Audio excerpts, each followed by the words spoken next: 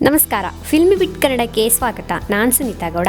ಸ್ಯಾಂಡಲ್ವುಡ್ನಲ್ಲಿ dubbing ಪರ ವಿರೋಧ ಚರ್ಚೆ ತುಂಬಾ ದಿನಗಳಿಂದ ನಡೆಯುತ್ತಲೇ ಇದೆ. ಹ್ಯಾಟ್ರಿಕ್ ಹೀರೋ ಶಿವಣ್ಣ ಸೇರಿದಂತೆ ಹಲವಾರು ಕಲಾವಿದರು ಡಬ್ಬಿಂಗ್ ವಿರೋಧಿಸಿರುವ ವಿಚಾರ ನಿಮಗೆ ಗೊತ್ತೇ ಇದೆ.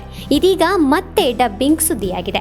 ಕಾರಣ ಏನಂದ್ರೆ, ಕನ್ನಡದಲ್ಲಿ ಕಿಲ್ಲಿಂಗ್ ವೀರಪ್ಪನ್ನಂತಹ ಹಿಟ್ ಸಿನಿಮಾ ಕೊಟ್ಟ ನಿರ್ದೇಶಕ ರಾಮ್ ಗೋಪಾಲ ವರ್ಮಾ ಅವರ ತೆಲುಗು ಸಿನಿಮಾ ಐಸ್ ಕ್ರೀಮ್ ಇದೀಗ ಕನ್ನಡಕ್ಕೆ ಐಸ್ ಫ್ರೂಟ್ ಅಂತ ಡಬ್ ಆಗಿದೆ. ಡಬ್ಬಿಂಗ್ ಬೇಕಾ ಬೇಡ್ವಾ ಎಂಬ ಚರ್ಚೆ ಇನ್ನೂ ಹಸಿ ಇರುವಾಗಲೇ ಈ ಚಿತ್ರದಲ್ಲಿ ಕನ್ನಡ ಭಾಷೆಯ ಕಗ್ಗೊಲೆಯಾಗಿದ್ದು ಅತ್ಯಂತ ಕೆಟ್ಟದಾಗಿ ಭಾಷೆಯ ಬಳಕೆ ಮಾಡಿಕೊಂಡು ನಮ್ಮ ಭಾಷೆಗೆ ಅವಮಾನ ಮಾಡಿರುವುದು ಕನ್ನಡಿಗರನ್ನು, ಅದರಲ್ಲೂ ಡಬ್ಬಿಂಗ್ ವಿರೋಧಿಗಳನ್ನು ಕೆರಳುವಂತೆ ಮಾಡಿದೆ.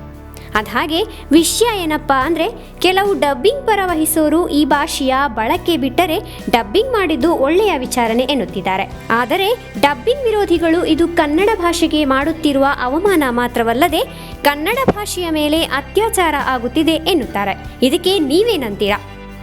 ಹೆಚ್ಚಿನ ಅಪ್ಡೇಟ್ಸ್ಗೆ ಫಿಲ್ಮಿ ಬಿಟ್ ಕನ್ನಡ ಫಾಲೋ ಮಾಡಿ.